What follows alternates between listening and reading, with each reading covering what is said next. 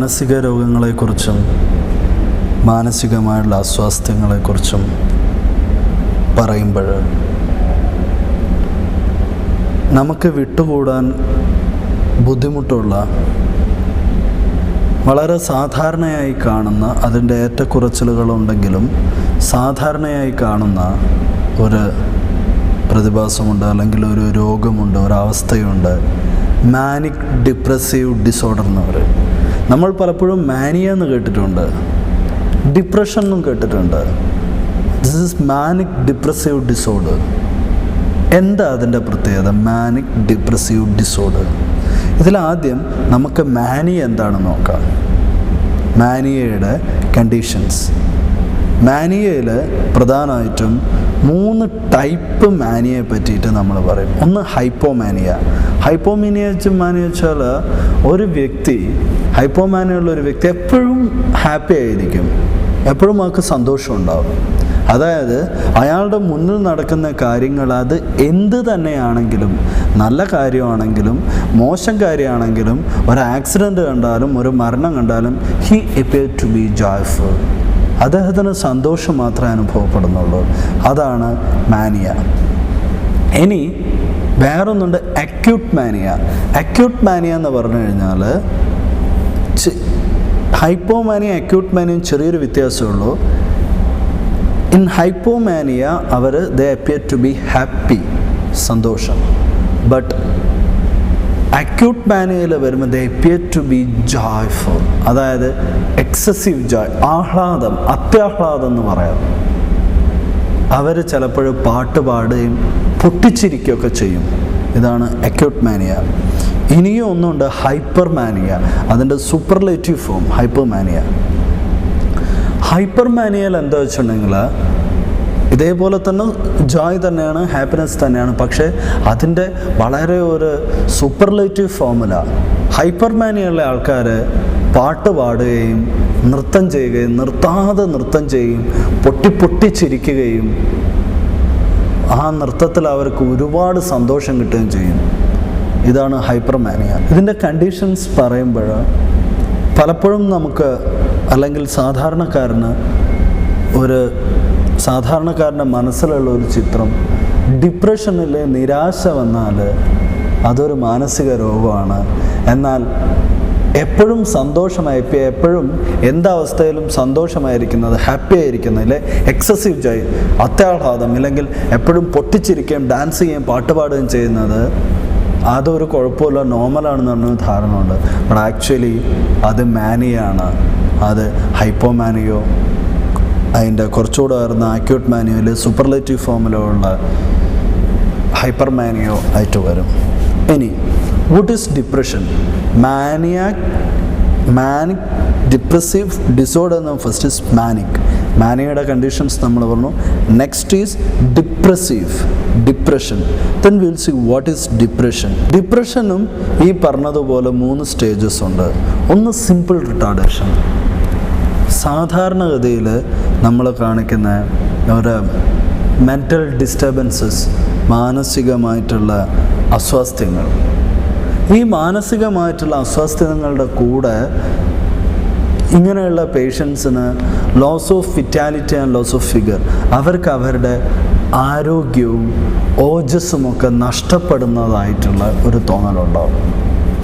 ഇങ്ങനെയുള്ള simple റിട്ടാർഡേഷനുള്ള ഡിപ്രഷനുള്ള patients അവരുടെ എപ്പോഴും സ്ഥിരമായി അവർ പരാതി പറഞ്ഞുകൊണ്ടേയിരിക്കും, എനിക്ക് ഭയങ്കര ക്ഷീണം, കൈ അനക്കാൻ വയ്യ, കാലനക്കാൻ വയ്യ, ക്ഷീണം, ഉഷാറില്ല, സ്മാർട്ടാവണില്ല, ഇങ്ങനെ എല്ലാത്തിനോടൊരു മടുപ്പ്, ഒറ്റയ്ക്കിരിക്കാനുള്ള താല്പര്യം, ഇതൊക്കെ ഈ സിമ്പിൾ റിട്ടാർഡേഷനിൽ വരുന്നതാണ്.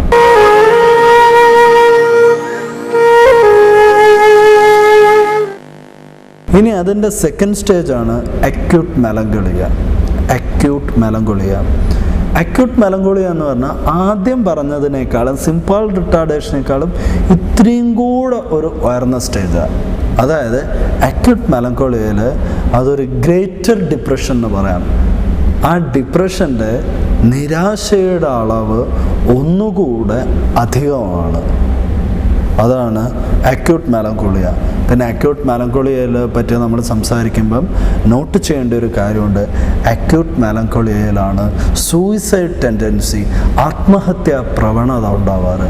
സിമ്പിൾ റിട്ടാർഡേഷനുള്ള, അതായത് വളരെ നേരിയ ഡിപ്രഷനുള്ള പേഷ്യൻസിന് ഇല്ലെങ്കിൽ വ്യക്തികൾക്ക് ഒരിക്കൽ പോലും ഈ വളരെ അപൂർവമായിട്ട് സൂയിസൈഡ് ടെൻഡൻസി ഉണ്ടാവുള്ളൂ. But acute melancholia they always possess suicide tendency. അവർക്ക് എപ്പോഴും ആത്മഹത്യാ പ്രവണത അവരുടെ കൂടെ തന്നെ ഉണ്ടാവും. ഇനിയൊന്ന് സപ്രസ് മെലങ്കോളിയ. അതായത് നേരത്തെ മാനിയയുടെ ഹൈപ്പർ മാനിയ എന്ന് പറഞ്ഞ സൂപ്പർലേറ്റീവ് ഫോം പോലെ ഡിപ്രഷൻ്റെ സൂപ്പർലേറ്റീവ് ഫോമാണത്. ഇവിടെ പ്രധാനമായിട്ടും the greater level of disappointment, അത്യധികമായ നിരാശ, ഈ നിരാശയിൽ നിന്നും ഉത്ഭവിക്കുന്ന സൂയിസൈഡ് ടെൻഡൻസി, ആത്മഹത്യാ പ്രവണത. പക്ഷേ ഈ ഒരു സൂപ്പർലേറ്റീവ് ഫോമിലുള്ള വ്യക്തികൾ പലപ്പോഴും ഇവരെ ചികിത്സിക്കാൻ കിട്ടാനൊക്കെ ഭയങ്കര ബുദ്ധിമുട്ടാണ്. കാരണം അവരുടെ സൂയിസൈഡ് ടെൻഡൻസി അത്രയും സ്ട്രോങ് ആണ്. പലപ്പോഴും അവർ ആത്മഹത്യ ചെയ്തേക്കും, അല്ലെങ്കിൽ അവരെപ്പോഴും തന്നെ ആത്മഹത്യ ചെയ്യാൻ ശ്രമിച്ചേക്കും. നമ്മുടെ നാട്ടിൽ, പെർട്ടിക്കുലർലി നമ്മുടെ കേരളത്തിലും മലബാർ സൈഡിലൊക്കെ ഈ മാനിക് ഡിപ്രസീവ് ഡിസോർഡർ വല്ലാതെ അധികമാണ്. മാനിയ എന്ന് പറഞ്ഞു കഴിഞ്ഞാൽ നമുക്ക് ഉന്മാദം എന്നൊക്കെ പറയാം. ഹിസ്റ്റീരിയാണ് ഉന്മാദം, എന്നാലും മാനിക്ക് ഉന്മാദം, സന്തോഷം എന്നൊക്കെ പറയാം.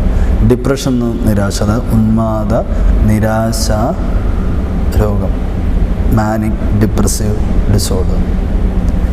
പിന്നെ ഈ മാനിക് ഡിപ്രസീവ് ഡിസോർഡർ ആക്ച്വലി സൈക്കോസിസ് എന്ന് പറഞ്ഞ വിഭാഗത്തിലാണ് വരുന്നത്.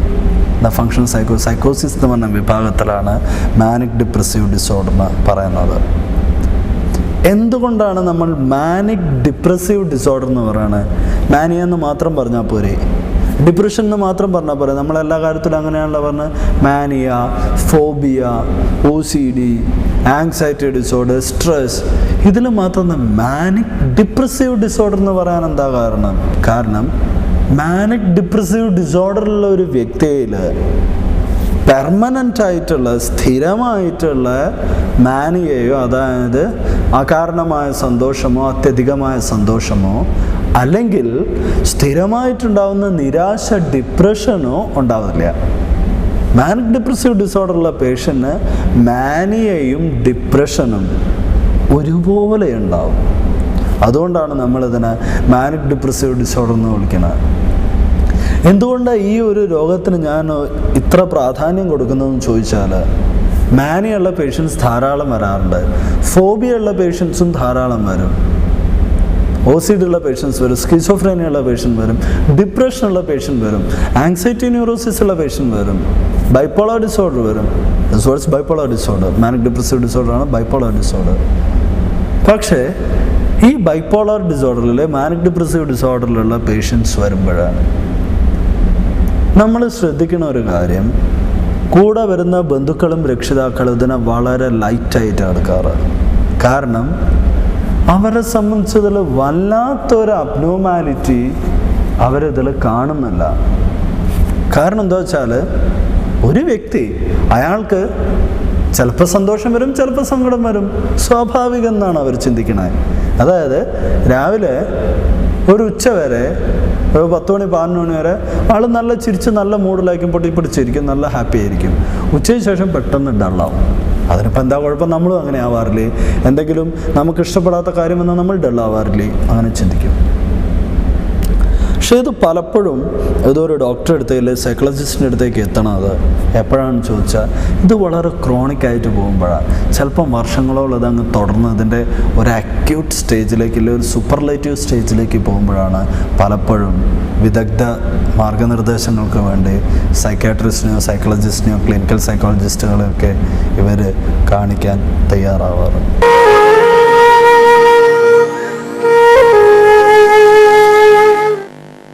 ഈ മാനിക് ഡിപ്രസീവ് ഡിസോർഡർ പല തരത്തിലുള്ള, പല ടൈപ്പുകളുണ്ട്. ഇതിൽ first kind manic depressive disorder, അതായത് ആദ്യത്തെ ടൈപ്പിലുള്ള മാനിക് ഡിപ്രസീവ് ഡിസോർഡറിന് നമ്മൾ റിക്കറൻറ്റ് മാനിയ എന്നാണ് പറയാം. റിക്കറൻ എന്ന് പറഞ്ഞ വാക്കിന് അർത്ഥം എന്താ? നമ്മൾ സാധാരണ പറയും കടലിലെ വേവ്സ്, കടലത്തിലുള്ള റിക്കറൻറ്റാ, വന്നുകൊണ്ടേയിരിക്കും, വന്ന് പോയിക്കൊണ്ടേയിരിക്കും, റിക്കറൻ, കമ്മിങ്. സോ ഈ റിക്കറൻ മാനിയെ പറ്റി നമ്മൾ പറയുമ്പോൾ അതാ പറയും it's a recurrent phase of mania, അതായത് റിക്കറൻ ബേസ് ഓഫ് ജോയ്. സന്തോഷത്തിൻ്റെ, ആഹ്ലാദത്തിൻ്റെ തിരകൾ ഇങ്ങനെ അടിച്ചുകൊണ്ടേയിരിക്കും. കടലിലെ തിരകൾ ഇങ്ങനെ വരും തിരിച്ചു പോകും. അങ്ങനെ ഈ സന്തോഷ മാനിയ വന്നും പോയിക്കൊണ്ടേയിരിക്കും. This is what is recurrent mania. ഈ റിക്കറൻ മാനിയയിൽ പക്ഷേ ഡിപ്രഷൻ്റെ അംശം വളരെ കുറവാണ്, ഇല്ലെങ്കിൽ ഇല്ലയെന്നും വേണേൽ പറയാം. കാരണം ഈ റിക്കറൻ മാനിയയിൽ എങ്ങനെയാ വെച്ചാൽ സന്തോഷവും ശാന്തതയും മാറി മാറി വരും. സന്തോഷം വെച്ചിട്ട് പൊട്ടിച്ചിരിക്കുന്ന സന്തോഷം, വളരെ സന്തോഷം, ചിരിക്കണമെന്നില്ല, വളരെ ഹാപ്പി ആയിരിക്കും, സന്തോഷമായിരിക്കും, എല്ലാ കാര്യങ്ങളെയും വളരെ സന്തോഷത്തോടു കൂടെ കാണുന്ന ഒരു സ്റ്റേജ് മാനിയ. പിന്നെ അടുത്ത stage is a stage of calmness, peaceness, ശാന്തത. ഒരു മഴ പെയ്ത് തോർന്നതുപോലുള്ള ശാന്തമായിട്ടൊരു ഭാഗത്ത്, ഒന്നിനോട് റിയാക്ട് ചെയ്യാതെ, ഒന്നിനോട് റെസ്പോണ്ട് ചെയ്യാതുള്ളൊരവസ്ഥ. ഈ ശാന്തതയും ആഹ്ലാദവും മാറി മാറി വരുന്നതാണ് റിക്കറൻ മാനിയ എന്ന് പറഞ്ഞ മാനിക് ഡിപ്രസീവ് ഡിസോർഡറിൻ്റെ ആദ്യത്തെ ടൈപ്പ്. ഈ മാനിക് ഡിപ്രസീവ് ഡിസോർഡറിൻ്റെ രണ്ടാമത്തെ ടൈപ്പ്, അതായത് റിക്കറൻ മെലങ്കോലിയ. എന്താ അത്? റിക്കറൻ മാനിയ മീൻസ് സന്തോഷം, അത് വന്നും പോയിക്കൊണ്ടേയിരിക്കും. സന്തോഷം, ശാന്തത, സന്തോഷം. റിക്കറൻ മെലങ്കോളിയയിൽ എന്താ സംഭവിക്കണേ? മെലങ്കോളിയ എന്ന് പറഞ്ഞാൽ ഡിപ്രഷൻ, നിരാശ. ഇതിലെന്താ സംഭവിക്കണേ? റിക്കറൻ മാനിയയിലതുപോലെ തന്നെ പെട്ടെന്ന് സങ്കടം വരും, പെട്ടെന്ന് നിരാശ വരും. അതിനുശേഷം പീസ്ഫുൾ സ്റ്റേജ്, ശാന്തമായ അവസ്ഥയിലേക്ക് പോകും. ശാന്തമാവും, പിന്നീട് പെട്ടെന്ന് ഡിപ്രസ്ഡ് ആവും, വീണ്ടും ശാന്തമാവും, വീണ്ടും ഡിപ്രസ്ഡ് ആവും. ഇത് ഓൾട്ടർനേറ്റ് ആയിട്ട്, വളരെ റാൻഡം ആയിട്ട്, കോൺസ്റ്റൻ്റ് ആയിട്ട് ഇതിങ്ങനെ വന്നുകൊണ്ടിരിക്കും. ഇതാണ് സെക്കൻഡ് സ്റ്റേജ്, റിക്കറൻ മെലങ്കോളിയ. ഇനിയൊന്ന് alternative manic depression. What's that? Alternative manic depression. ഇതിൽ സംഭവിക്കുന്നത് ഇപ്പോൾ ഒരു വ്യക്തി, ആ വ്യക്തിക്ക് ആദ്യം മാനിയ വരും. അതായത് വളരെ സന്തോഷവാനായിരിക്കും, എല്ലാത്തിനും സന്തോഷത്തോടു കൂടിയിട്ട്, ആനന്ദത്തോടു കൂടി, ആഹ്ലാദത്തോടു കൂടി കാണും. ചിലപ്പം പൊട്ടിച്ചിരിക്കും, പാട്ട് പാടും, സന്തോഷിക്കും, നൃത്തം ചെയ്യും. ഇതൊക്കെ ചെയ്യുന്ന മാനിയയിലെത്തിയിട്ട് then goes back to the normal position. ആദ്യം മാനിയ, ആഹ്ലാദത്തിൽ നിന്നും മെല്ലെ മെല്ലെ സാധാരണ അവസ്ഥയിലേക്ക് അങ്ങ് വരും. Peace stage. അപ്പോൾ നമ്മളൊക്കെ ഇതല്ല റിക്കറൻ മാനിയ എന്ന്. Yes, recurrent mania. പക്ഷേ ഒരു വ്യത്യാസമുണ്ട്. അതായത് അത്യാഹ്ലാദത്തിൽ നിന്നും ശാന്തമായ അവസ്ഥയിലേക്ക് പോകുന്നു. ശാന്തതയിൽ നിന്ന് പിന്നെ പോകുന്നത് again going to the deep melancholical stage. അതായത് ആദ്യം മാനിയയുടെ ആഹ്ലാദത്തിൻ്റെ ഉയരങ്ങളിൽ നിന്നും ശാന്തമായ അവസ്ഥയിലേക്ക്, അവിടെ നിന്നും വീണ്ടും നിരാശയുടെ ആഴങ്ങളിലേക്കാണ് പോകുന്നത്. Mania, calmness, depression, again calmness, again mania. അതായത് സന്തോഷം, ശാന്തത, നിരാശ, വീണ്ടും ശാന്തത, വീണ്ടും സന്തോഷം, ഇങ്ങനെ പോകും.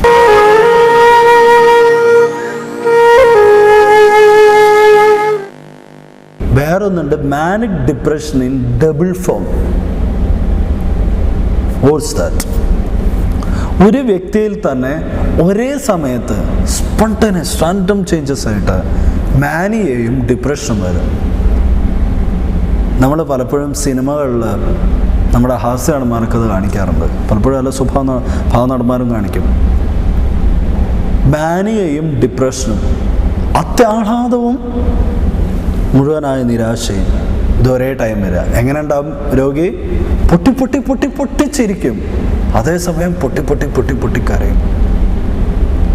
ഉച്ചത്തിൽ ചിരിക്കുക, ഉച്ചത്തിൽ കരയുക.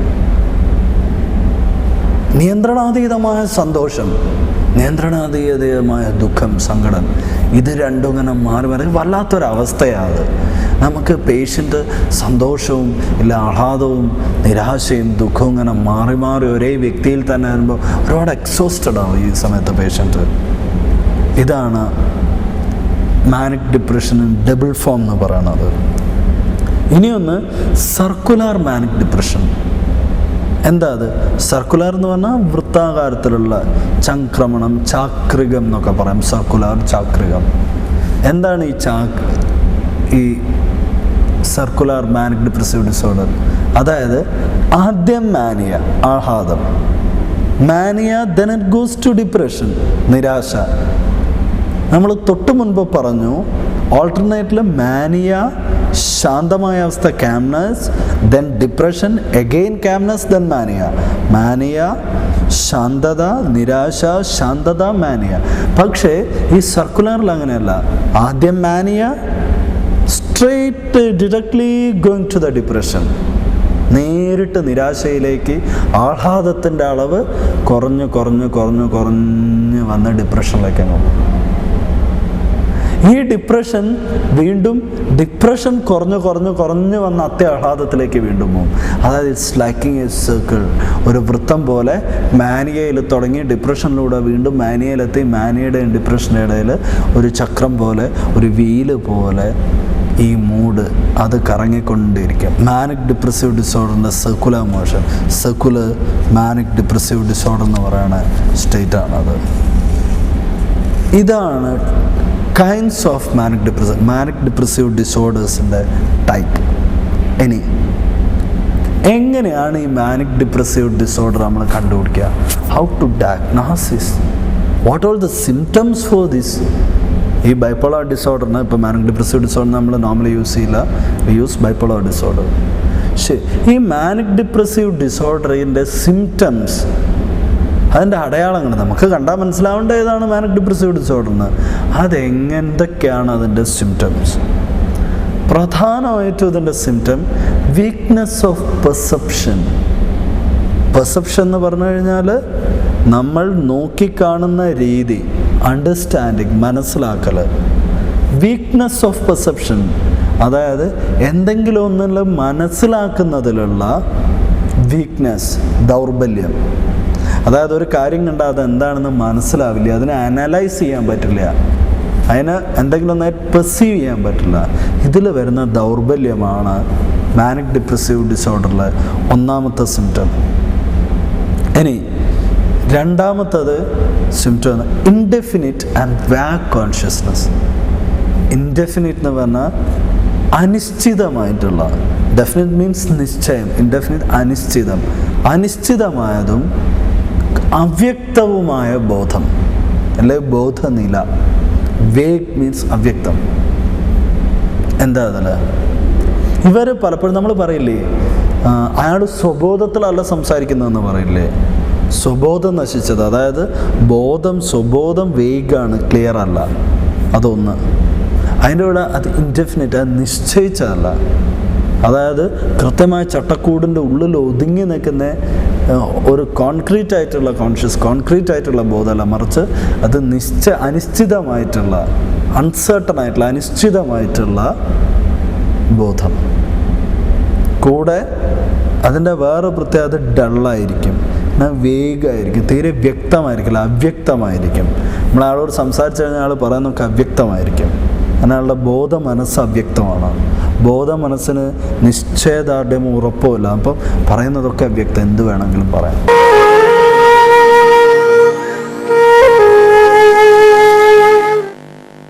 Third symptom delusion. ഡെല്യൂഷൻ എന്ന് പറഞ്ഞ വാക്ക് ഞാൻ കൂടുതൽ ആഴത്തിലേക്ക് പോകുന്നില്ല, കാരണം ഇതിന് മുൻപുള്ള എപ്പിസോഡുകളിൽ നമ്മൾ സംസാരിച്ചാണ്. ഡെല്യൂഷൻ മീൻസ് രണ്ട് വാക്കുകളുണ്ട് അവിടെ. ഒന്ന് ഹാലുസിനേഷൻ, ഒന്ന് ഡെല്യൂഷൻ. ഡെല്യൂഷൻ എന്ന് പറഞ്ഞാൽ മതിഭ്രമം, ഹാലുസിനേഷൻ എന്ന് പറഞ്ഞാൽ മായക്കാഴ്ച. ഉദാഹരണത്തിന്, നിങ്ങളുടെ മുന്നിൽ ഒരു കയറെടുത്തിട്ട് ഞാൻ പറയാം ഇത് കയറല്ല, ഇത് പാമ്പാണ്. കയറ് കണ്ടിട്ട് നിങ്ങൾക്ക് പാമ്പാണെന്ന് തോന്നിയാൽ അത് ഡെല്യൂഷൻ. വെറുതെ ഒന്നുമില്ലാത്ത സ്ഥലത്ത് നോക്കുമ്പം പാമ്പുണ്ടെന്ന് തോന്നിക്കഴിഞ്ഞാൽ ഹാലുസിനേഷൻ. അപ്പോൾ ഇവിടെ ഈ മാനിക് ഡിപ്രസീവ് ഡിസോർഡറിൻ്റെ സിംറ്റമായിട്ട് വരുന്ന ഡെല്യൂഷൻ, അതായത് ഒന്നിനെ മറ്റൊന്നായി തെറ്റിദ്ധരിക്കുക. സ്വാഭാവികം. ഒരാൾ മരിച്ചു കിടക്കുമ്പം അത് ദുഃഖകരമായിട്ടുള്ള അവസ്ഥ ഏറ്റവും സന്തോഷകരമായിട്ട് എടുക്കും. അതുപോലെ അതൊരു ഉദാഹരണം പറഞ്ഞാണ് ഡെല്യൂഷൻ, അതായത് മതിഭ്രമം. ഈ മാനിക് ഡിപ്രസീവ് ഡിസോർഡർ ഉള്ള പേഷ്യൻസിന്, വ്യക്തികൾക്ക് ഈ മതിഭ്രമം ഉണ്ടാകും. ഇനി 4ാമത്തെ സിംറ്റം ഹാലുസിനേഷൻ ആൻഡ് മിറേജസ്. ഹാലുസിനേഷൻ എന്ന് പറഞ്ഞാൽ ഇപ്പോഴും ഞാൻ പറഞ്ഞു, അതായത് മായക്കാഴ്ച, ഇല്ലാത്തതുണ്ടെന്ന് തോന്നുക. ചിലപ്പോൾ മാനിക് ഡിപ്രസീവ് ഡിസോർഡർ ഉള്ള പേഷ്യൻസ് പറയും, ഞാൻ ദൈവത്തെ കണ്ടു, കൃഷ്ണനെ കണ്ടു, അയ്യപ്പനെ കണ്ടു, ക്രിസ്തുവിനെ കണ്ടു, അള്ളാനെ കണ്ടു പറയും. ചിലപ്പം പറയും യക്ഷിയെ കണ്ടു, ഭൂതത്തെ കണ്ടു, പ്രേതത്തെ കണ്ടു, പിശാചിനെ കണ്ടു. ചിലപ്പം പറയും മരിച്ചുപോയ ആൾക്കാരെ കാണുന്നു. ചിലപ്പം പറയും എൻ്റെ ഗൾഫിൽ കിടക്കുന്ന സുഹൃത്തിനെ ഇപ്പം ഞാൻ കണ്ടു. ഇങ്ങനെയൊക്കെ, അതായത് അവർ ഹാലുസിനേറ്റ് ഇല്ലാത്തത് കണ്ടെന്ന് അവർക്കങ്ങ് തോന്നും. അത് വ്യക്തികളെക്കുറിച്ച് മാത്രമല്ല, അങ്ങനെ എന്ത് വേണേൽ അവർക്ക് ഹാലുസിനേറ്റ് ചെയ്യാം. ഇതൊന്നും ഈ ഹാലുസിനേഷൻ. പിന്നെ മിറേജസ്. മിറേജ് എന്ന് പറഞ്ഞതിൻ്റെ, ഞാൻ ശരിയാണെങ്കിൽ, if I'm not mistaken, ശരിയായ വാക്ക് മരുപ്പച്ച എന്നാണെന്ന് തോന്നുന്നു. മിറേജ്. മരുഭൂമിയിൽ നമ്മൾ നടക്കുമ്പോഴാണ് മരുപ്പച്ച എന്ന് പറഞ്ഞ പ്രതിഭാസത്തെക്കുറിച്ച് പഠിക്കും. അതായത് വെള്ളം ഉണ്ടെന്ന് തോന്നുക. ഇത് മരുഭൂമിയിലൊന്നും വേണ്ട, നിങ്ങൾ ഹൈവേയിൽ നല്ല വെയിലത്ത് കാറ് ഡ്രൈവ് ചെയ്യുമ്പോൾ റോഡിൽ നോക്കുക, റോഡിൽ നിറച്ച് വെള്ളം നിൽക്കുന്ന പോലെ തോന്നും. ഈ അവസ്ഥയാണത്. ഇതും ഇങ്ങനെയുള്ള കാഴ്ചകൾ കാണുന്നതും മാനിക് ഡിപ്രസീവ് ഡിസോർഡറിൻ്റെ ഒരു സിംറ്റമാണ്. ഇനി മാനിക് ഡിപ്രസീവ് ഇതിൻ്റെ അവസാനത്തെ സിംറ്റം, അതായത് എക്സ്ട്രീം ഇമോഷണൽ റിയാക്ഷൻസ്. നമ്മളൊക്കെ ഇമോഷണലി റിയാക്ട് ചെയ്യണുണ്ട്. ഒരാൾ ചീത്ത പറഞ്ഞാൽ കരയും, ഒരാൾ അവോയ്ഡ് ചെയ്ത് കഴിഞ്ഞാൽ ചിരിക്കും, ഒരാൾ shake hand will get happy, ഒരാൾ നിങ്ങൾ നന്നായിരിക്കണമെന്ന് പറഞ്ഞിട്ട് തട്ട് തട്ടുമ്പോൾ സന്തോഷമൊക്കെ ആവും. ബട്ട് ഇത് എക്സ്ട്രീം ഇമോഷണൽ റിയാക്ഷൻ. ചെറിയൊരു കാര്യം കിട്ടിക്കഴിഞ്ഞാൽ, ഒരു സന്തോഷിക്കാൻ ചെറിയൊരു കുഞ്ഞു കാര്യം കിട്ടിയാൽ പൊട്ടിച്ചിരിക്കും, അമിത ആഹ്ലാദമുണ്ടാകും ആൾക്ക്. അതുപോലെ ഒരു കുഞ്ഞ് കാര്യം കിട്ടിയ എക്സ്ട്രീം ഡിപ്രഷൻ ഉണ്ടാകും. പലപ്പോഴും ഈ ഡിപ്രഷൻ്റെ, മാനിക് ഡിപ്രസീവ് ഡിസോർഡറിൻ്റെ ട്രേറ്റുള്ള കുട്ടികൾ ഈ പരീക്ഷകളിലൊക്കെ, നമ്മൾ SLC പരീക്ഷയൊക്കെ +2 പരീക്ഷ കഴിഞ്ഞ് കാണാറുണ്ട്. കേരളത്തിൽ ഇന്ന് ഇത്ര ജില്ലകളിൽ ഇത്രയാൾ ആത്മഹത്യ ചെയ്തു, അവിടെ ആത്മഹത്യ ചെയ്തു, SLC പരീക്ഷ തോറ്റാൽ ആത്മഹത്യ. ഈ ഡിപ്രഷൻ ട്രേറ്റുള്ള കുട്ടികൾ ചെറിയൊരു കാര്യത്തിന് അത് വളരെ ഡിപ്രസ്ഡ് ആവുകയും they may go for suicide. ഇതാണ് എക്സ്ട്രീം ഇമോഷണൽ റെസ്പോൺസസ്.